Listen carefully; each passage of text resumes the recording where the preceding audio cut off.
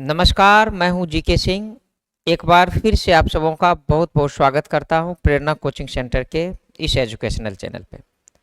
बच्चों, ट्वेल्थ यानी 11 से 12th का जो एग्ज़ाम हो रहा था फाइनल, जिसके वजह से बहुत सारे बच्चे जो तीसरा अध्याय हम लोग शुरू किए थे 12th बायोलॉजी का, उसमें अब्सेंट चल रहा था, जिसको लेकर के आज हम लोग एक वीडियो लेकर के आए हैं। यानी कि जो व्यक्ति 11th का एग्ज़ाम देने के लिए गए थे, जो भी छात्र या छात्राएं 11th का एग्ज़ाम देने गए थे और वे मतलब एग्ज़ाम के बाद भी कोचिंग में प्रेजेंट नहीं हुए थे, तो ऐसे बच्चों के लिए ये आपका बैकअप वीडियो क्लास है, जिसमें कि आप जो भी आपका छूटा हुआ है उसको आप बैकअप कर लें।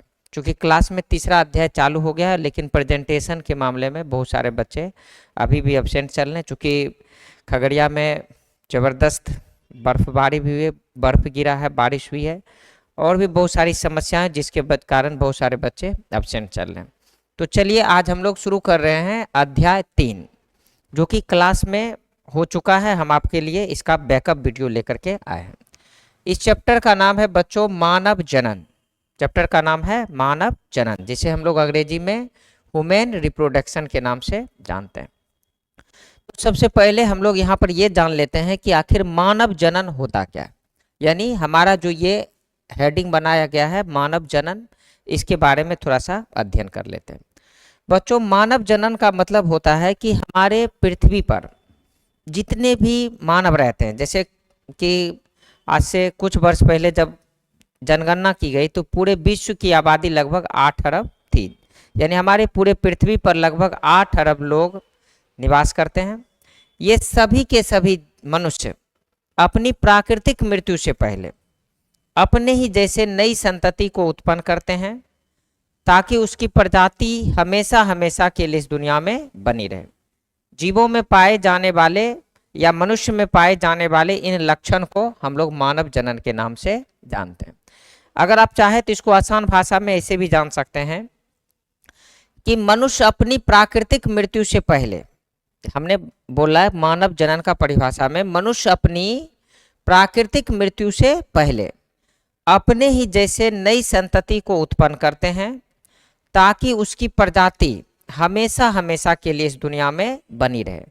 मनुष्य में पाए जाने वाले इस लक्षण को हम लोग मानव जनन के नाम से जानते हैं। तो यहाँ पर हमने जो हेडिंग लिया था मानव जनन, इसका हमने आपको परिभाषा बता दी। यदि मानव प्रजनन करना छोड़ दे तो निश्चित रूप से 100-150 साल बाद मानव का जो अस्तित्व है इस पृथ्वी पर से वहाँ से समाप्त हो जाएगा। इसलिए मानव को अपने अस्तित्व को बनाए रखने के लिए निश्चित रूप से प्रजनन करने की आवश्यकता होती है। अब यहाँ पर एक और सवाल बच्चों आता है कि अगर मानव प्रजनन करता है तो मानव को प्रजनन करने के लिए कोई ना कोई अंग की आवश्यकता पड़ेगी। तो मानव जिस अंग से प्रजनन की क्रिया को संपन्न करते हैं, या फिर ऐसे इसको बोल सकते हैं कि मानव में पाए जाने वाले वे अंग जो प्रत्यक्ष या अप्रत्यक्ष रूप से जनन की क्रिया में भाग लेती हो, उस अंग को बच्चों हम लोग बोलते हैं मानव प्रजनन तंत्र। क्या बोलते हैं? मानव प्रजनन तंत्र। यानी मानव जनन करने के लिए किसी न किसी अंग की आवश्यकता होगी, और मानव के शरीर में पाए जाने वाले वे अंग जो कि जनन की क्रिया में प्रत्यक्ष या अप्रत्यक्ष रूप से भाग लेती हो, तो इस अंग को हम लोग बोलते हैं मानव प्रजनन तंत्र। यानी अंग्रेजी में इसको हम लोग बोलते हैं ह्यूमन रिप्रोडक्टिव सिस्टम। इसको हम लोग बोलते हैं ह्यूमन रिप्रोडक्टिव सिस्टम। आप सबको पता है कि मानव क्या है? मानव बच्चों है एक लिंगी प्राणी। मानव क्या है? मानव है एक लिंगी प्राणी। याद रखिएगा, मानव क्या है? मानव है एक लिंगी प्राणी, यानी यूनिसेक्सुअल जीव। इसका मतलब ये हो जाएगा कि मानव में नर अलग होता है और मादा अलग होता है। यानी मानव में नर अलग होगा और मादा अलग होगा। नर में पाए जाने वाले जो लैंगिक अंग होंगे उसे हम लोग नर जननांग कहेंगे, और मादा में पाए जाने वाले जो लैंगिक अंग होंगे उसे हम लोग क्या बोलेंगे जी? मादा जननांग बोलेंगे। यानी यहाँ पर आप आसानी से सीख सकते हैं कि मनुष्य क्या है? मनुष्य एक लिंगी प्राणी है। मनुष्य क्या है? एक लिंगी प्राणी है। और एक लिंगी प्राणी का मतलब होता है कि इसमें नर अलग है और मादा अलग है। नर में पाए जाने वाले जो जनन अंग होंगे उसे हम लोग नर जननांग कहेंगे, और मादा में पाए जाने वाले जो जनन अंग होंगे उसे हम लोग क्या बोलेंगे जी, उसे हम लोग बोलेंगे मादा जननांग, उसे हम लोग बोलेंगे मादा जननांग। नर जननांग से नर युग्मक की उत्पत्ति होगी और मादा जननांग से मादा युग्मक की उत्पत्ति होगी। नर जननांग से जो नर युग्मक बनेंगे उसे हम लोग मनुष्य में स्पर्म कहते हैं, और मादा युग्मक से जो मादा जननांग से जो मादा युग्मक बनेगा उसे हम लोग मनुष्य में क्या बोलते हैं जी, ओभा बोलते हैं। यानी स्पर्म का बनाना और ओभा का बनाना दोनों क्या है, नर और मादा युग्मक है, दोनों क्या है, नर और मादा युग्मक। तो यहाँ पर हमने क्या क्या सीखा, सबसे पहला पॉइंट सीखा मानव प्रजनन तंत्र। तो मानव प्रजनन तंत्र में हमने सीखा कि मानव में पाए जाने वाले वे अंग जो प्रत्यक्ष या अप्रत्यक्ष रूप से जनन की क्रिया में भाग लेती हो उसे हम लोग बोलते हैं मानव प्रजनन तंत्र, उसे हम लोग क्या बोलेंगे, मानव प्रजनन तंत्र। और मानव चूंकि एक लिंगी प्राणी है, इसका मतलब इसमें नर अलग है और मादा अलग है, तो नर में अपना अलग जनन अंग होगा और मादा में अपना अलग जनन अंग होगा। तो नर में भी, नर और मादा दोनों में पाए जाने वाले जनन अंग को आप सम्मिलित रूप से बोल सकते हैं मानव प्रजनन तंत्र। क्या बोल सकते हैं, मानव प्रजनन तंत्र। इसके बाद अगर मनुष्य में नर और मादा को उसके बाह्य लक्षणों के आधार पर, उसके बाह्य लक्षणों के आधार पर अगर लिंग विभेदन किया जाता हो, अगर लिंग का विभेदन किया जाता हो, तो इस प्रक्रिया को हम लोग बोलते हैं लैंगिक द्विरूपता। क्या बोलते हैं जी, लैंगिक द्विरूपता। क्या बोलेंगे, लैंगिक द्विरूपता। यानी हमारे मनुष्य में क्या है, एक मेल है और एक फीमेल है, और मेल और फीमेल को अगर आप बाह्य लक्षणों के आधार पर उसमें लिंग विभेदन करते हैं तो विभेदन की इस प्रक्रिया को हम लोग क्या बोलेंगे, लैंगिक द्विरूपता। हम लोग क्या बोलेंगे, लैंगिक द्विरूपता। याद रखिएगा, विभेदन की इस प्रक्रिया को हम लोग बोलेंगे लैंगिक द्विरूपता। अगर हम मनुष्य को उसके लक्षणों के आधार पर, अगर हम मनुष्य को उसके लक्षणों के आधार पर, आप सोच रहे होंगे लक्षण क्या है, जैसे कि एक समूह में अगर हम लोग 20 मनुष्य को रख देते हैं और उस 20 मनुष्य में से 10 मनुष्य नर है और 10 मनुष्य मादा है, अगर इसको आप अगर बाह्य लक्षणों के आधार पर, यानी इसके शरीर को देख करके अगर आप इसमें अंतर बता रहे हैं कि कौन मेल है और कौन फीमेल है, तो यानी मनुष्य के लक्षणों के आधार पर अगर उसको नर और मादा में हम लोग विभाजित करते हैं तो विभाजन की इस प्रक्रिया को हम लोग बोलते हैं द्वितीयक लैंगिक लक्षण। क्या बोलते हैं, द्वितीयक लैंगिक लक्षण। यानी उदाहरण के तौर पर आप समझ सकते हैं कि कहीं 10 लड़की है और 10 लड़के, यानी 20 का एक समूह है, और उस 20 में से आप क्या करना, आप चूज कर लेते हैं कि इसमें से कौन सी लड़कियां हैं और कौन से लड़के हैं। तो कैसे चूज कर लेते हैं, क्योंकि उनमें कुछ ना कुछ लक्षण दिख रहा है, उस लक्षण के आधार पर लड़की को आप अलग श्रेणी में बांट देते हैं और लड़के को अलग श्रेणी में बांट देते हैं। तो इसको, इसी विभाजन की प्रक्रिया को, यानी आप जिस लक्षण के आधार पे मेल को अलग और फीमेल को अलग किया है, इसको हम लोग बोलते हैं द्वितीयक लैंगिक लक्षण। इसको हम लोग क्या बोलेंगे जी, द्वितीयक लैंगिक लक्षण। तो अभी हम लोग 7 ऐसे लक्षण जानेंगे जिससे ये पता चल जाएगा कि कौन मेल है और कौन फीमेल है। जैसे कि आप क्लास में भी बहुत सारे बच्चे बच्चियां बैठी रहती हैं, लेकिन हम लोग क्या करते हैं, उसके बाह्य लक्षण के आधार पे, उसके द्वितीयक लैंगिक लक्षण के आधार पे उसको हम लोग अलग अलग श्रेणी में डिवाइड कर लेते हैं, उसमें पता कर लेते हैं कि कौन मेल है और कौन फीमेल है। तो मनुष्य में पाए जाने वाले इसी लक्षण को हम लोग बोलते हैं द्वितीयक लैंगिक लक्षण। क्या बोलते हैं, द्वितीयक लैंगिक लक्षण। अब यहाँ पर हम लोग एक लिस्ट लेकर के आए हैं जिसमें ये पता चलेगा कि कौन कौन से लक्षण है जो मेल को और फीमेल को अलग अलग करता है। तो आपका एक हमने हेडिंग बना दिया लक्षण, यानी इधर हम आपको शरीर में पाए जाने वाले सभी लक्षण के बारे में लिखेंगे, और उसके बाद एक तरफ हमने नर लिखा है जिसमें नर में जानेंगे कि किस तरह से होगा, और एक कॉलम हमने बनाया है मादा का। जैसे अगर आप कॉपी में लिखिएगा तो ये जो लक्षण वाला कॉलम है इसको छोटा रखिएगा, चूंकि इसमें एक वर्ड में लिखना होगा, और इधर पूरा का पूरा वाक्य लिखना पड़ेगा। इधर हमारा पूरा का पूरा क्या करना पड़ेगा, वाक्य लिखना पड़ेगा। तो आपने एक कॉलम बना लिया लक्षण का, दूसरा कॉलम बना लिया नर का, और तीसरा कॉलम बना लिया मादा का। अब देखिए, अगर हम बात करें शरीर की, अगर हम बात करें किसकी, शरीर की, तो आप सबको पता है कि जो मेल होता है, यानी जो पुरुष होते हैं, उसका शरीर अपेक्षाकृत बड़ा होता है। उसका शरीर अपेक्षाकृत क्या होता है, बड़ा होता है। किसके तुलना में, तो फीमेल के तुलना में। किसके तुलना में, फीमेल के तुलना में। और साथ ही साथ इसके शरीर में मसल्स पावर भी, यानी जिसको मांसपेशियां बोलते हैं, मसल्स पावर भी फीमेल की तुलना में काफी अधिक होता है। तो यानी अगर हम शरीर की बात करें, इसी को हम लोग द्वितीयक लैंगिक लक्षण कहते हैं। अगर हम मनुष्य में शरीर की बात करें, मनुष्य में किसकी बात करें, शरीर की बात करें, तो पुरुष का शरीर अपेक्षाकृत बड़ा होगा और उसमें मसल्स पावर भी काफी अधिक होंगे, उसमें मसल्स पावर भी काफी अधिक होंगे। अगर हम मादा की बात करें तो मादा का शरीर अपेक्षाकृत छोटा होगा, मादा का शरीर क्या होगा, अपेक्षाकृत छोटा होगा और उसमें मसल्स पावर भी कम होंगे, उसमें मसल्स पावर भी क्या होंगे, कम होंगे। तो इसी को इसमें लिखना है दोनों डिफरेंट में, यानी इस आधार पर आप तय कर सकते हैं कि कौन मेल है और कौन फीमेल है। हालांकि कुछ मामले में यहाँ पर अपवाद भी देखने को मिलता है, लेकिन आप सामान्यतः मेल और फीमेल में शरीर में आपको ये अंतर देखने को मिल जाएगा।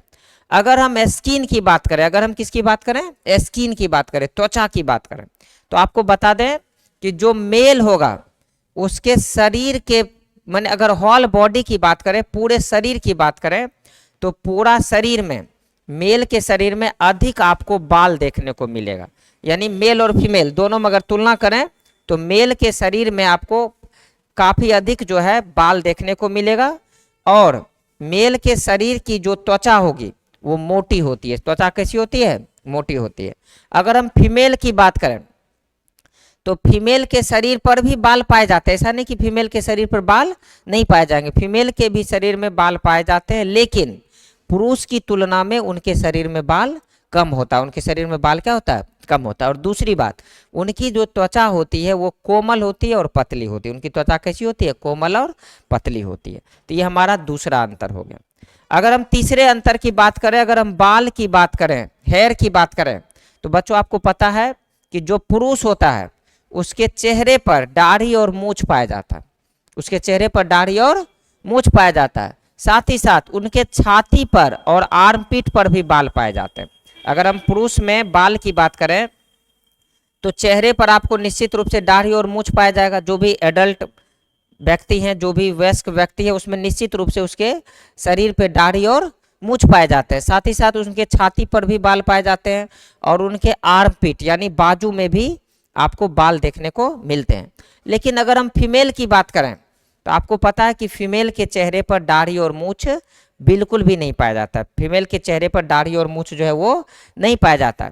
साथ ही साथ उनके छाती पर भी बाल नहीं पाए जाते हैं, लेकिन आर्मपिट पर बाल पाए जाते हैं, लेकिन पुरुष की तुलना में कम बाल पाए जाते हैं, पुरुष की तुलना में कम बाल पाए जाते हैं। हालांकि यहाँ पर एक बात और भी आपको याद रखनी है कि जो फीमेल होते हैं उनके सिर के बाल पुरुष की अपेक्षा बड़ा होता है, पुरुष की अपेक्षा क्या होता है, बड़ा होता है। क्लास में एक बच्चा बोल रहा था अक्सर हम लोग बाल कटा लेते हैं, अगर हम लोग बाल नहीं कटाएंगे तो लड़की लोग से भी ज़्यादा हम लोग का बड़ा बाल हो जाएगा। तो ऐसा आपकी कल्पना है, ऐसा बायोलॉजी नहीं कहता। बायोलॉजी के अनुसार महिलाओं के सिर के जो बाल होते हैं वो क्या होता है, पुरुष की तुलना में अधिक बड़ा होता है, पुरुष की तुलना में क्या होता है, अधिक बड़ा होता है। तो हमने ये बाल की बात कर ले।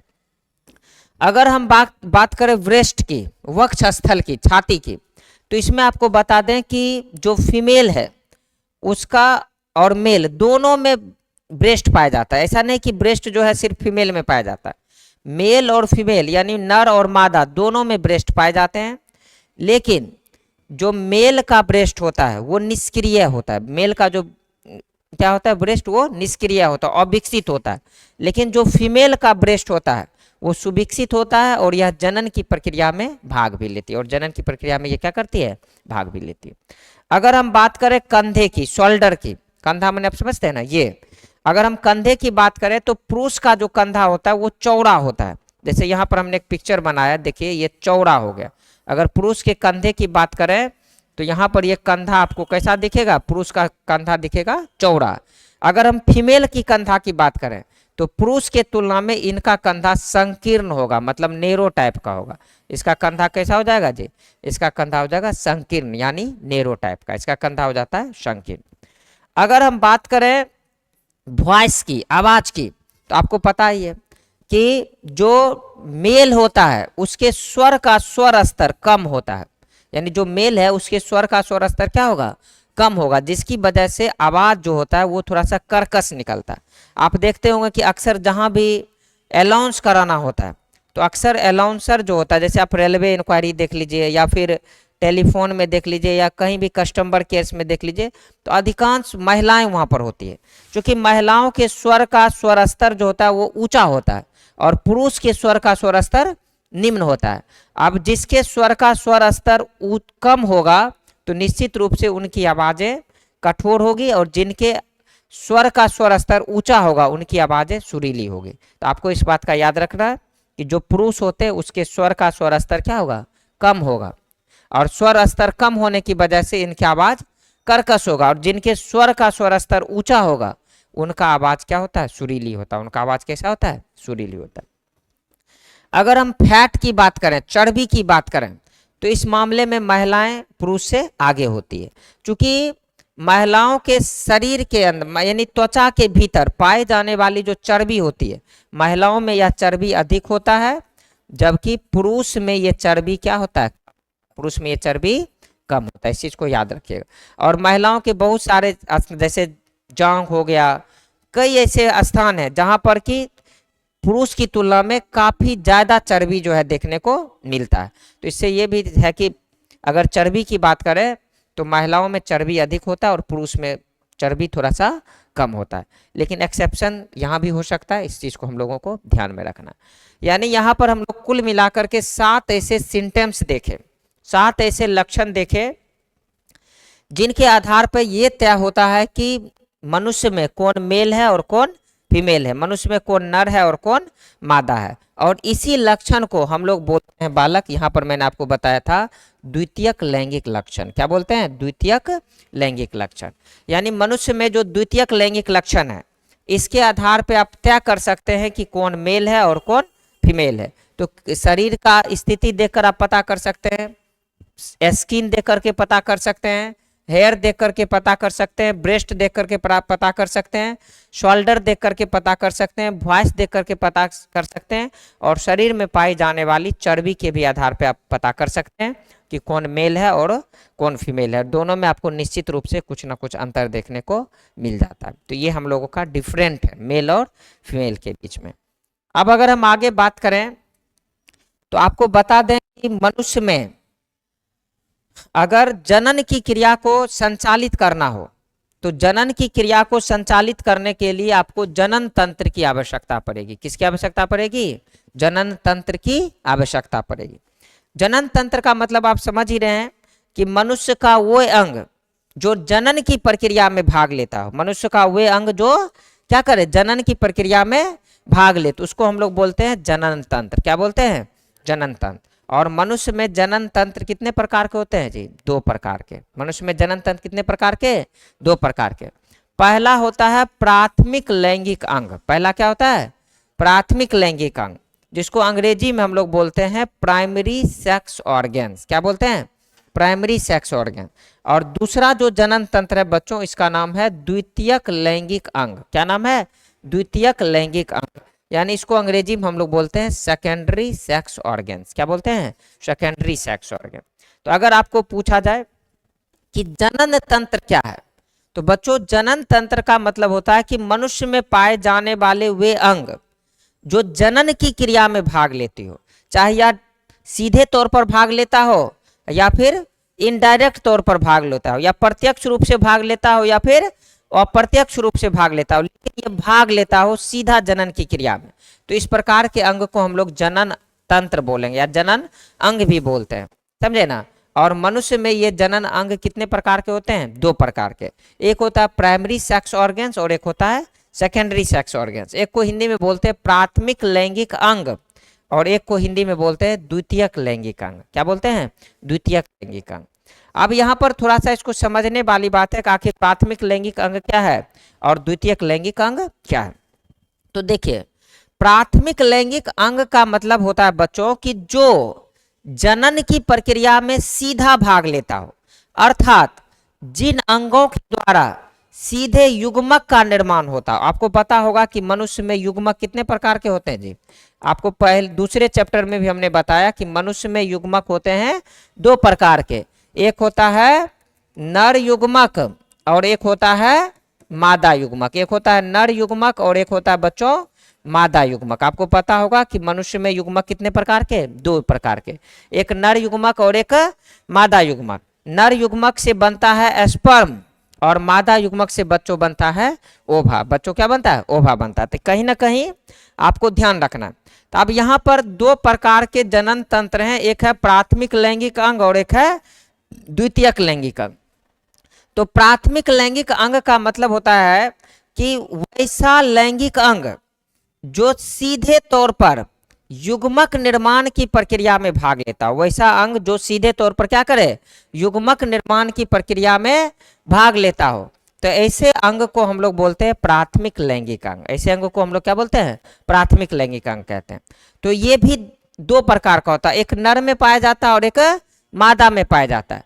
तो नर में पाए जाने वाला टेस्टिस, याद रखिएगा, नर में पाए जाने वाला टेस्टिस, जिससे कि बनता है स्पर्म, जिससे क्या बनता है, स्पर्म, यानी जो नर युग्मक है वो बनाता है स्पर्म।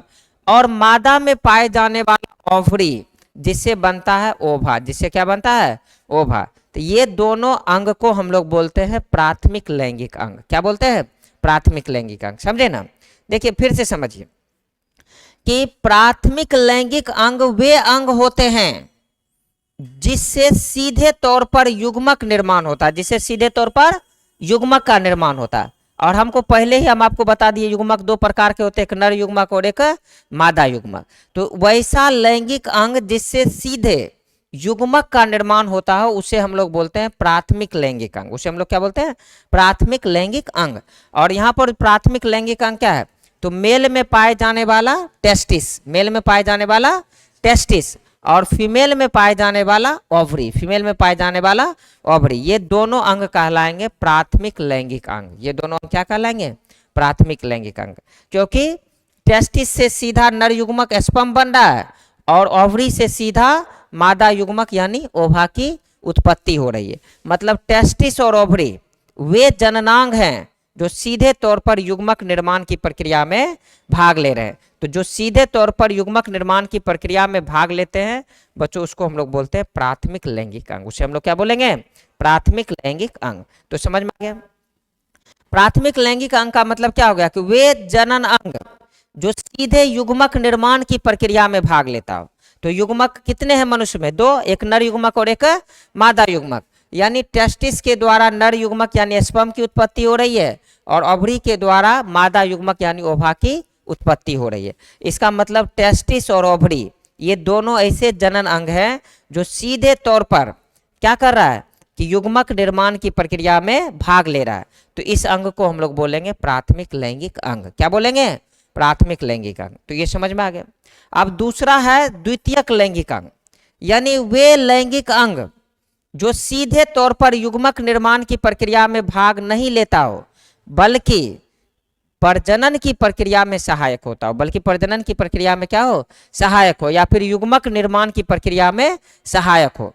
तो ऐसे जनन अंग को बच्चों हम लोग बोलते हैं द्वितीयक लैंगिक अंग। क्या बोलते हैं, द्वितीयक लैंगिक अंग। इसका मतलब ये हो गया कि टेस्टिस और ओवरी को छोड़कर मेल और फीमेल में पाए जाने वाला जितना भी जनन अंग है, मेल और फीमेल में पाए जाने वाला जितना भी जनन अंग है, चाहे वह क्या हो, एस्क्रोटम हो, चाहे वह एपिडिडाइमिस हो, चाहे वह वास डिफरेंस हो, चाहे वह इजाकुलेटरी डक्ट हो, चाहे वो यूरेथ्रा हो, चाहे वो पेनिस हो।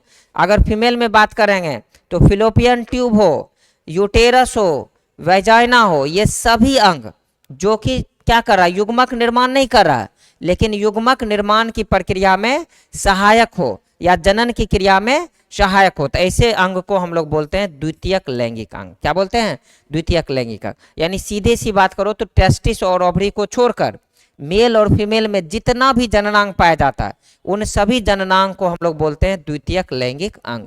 यानी इसका काम क्या है, ये जनन की क्रिया में सहायता देता है और युग्मक निर्माण की जो प्रक्रियाएं हो रही है या युग्मक का निर्माण हो रहा है तो उसमें ये मदद करता है। तो इस प्रकार के अंग को हम लोग बोलते हैं द्वितीयक लैंगिक अंग। क्या बोलते हैं, द्वितीयक लैंगिक अंग।